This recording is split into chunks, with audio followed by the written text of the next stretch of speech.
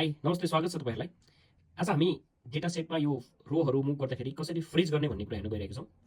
म भ्यूमा जान्छु। भ्यूमा गएर यहाँ देख्न सक्नुहुन्छ फ्रिज पेन भन्ने अप्सन छ हामीसँग। फ्रिज पेनमा गएपछि हामीसँग तीनटा अप्सन छ, जस्तो फर्स्टमा फ्रिज टप रो। जुन मैले फ्रिज टप रो गरिसकेपछि के हुन्छ भन्दाखेरि मेरो टप रोमा जुन छ त्यो चाहिँ फ्रिज हुन्छ। जस्तो म तल तल गए भने पनि हेडिङहरु चाहिँ फ्रिज भएर बस्छ।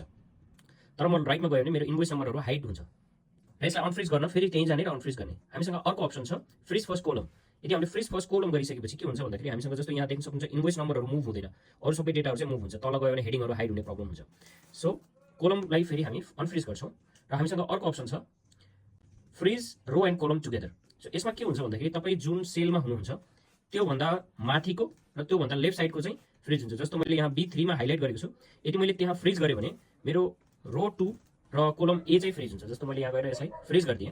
हेर्नुस् अब म यसमा अब म हेर्नुस् राइटमा गयो भने इन्भोइस नम्बर त्यही छ, त्यो मुभ भएको छैन र म तल तल गयो भने पनि हेडिङहरु मुभ भइरहेको छ। हेडिङहरु मुभ भएको छैन तर अरु डेटाहरु मुभ भइरहेछ। जस्तो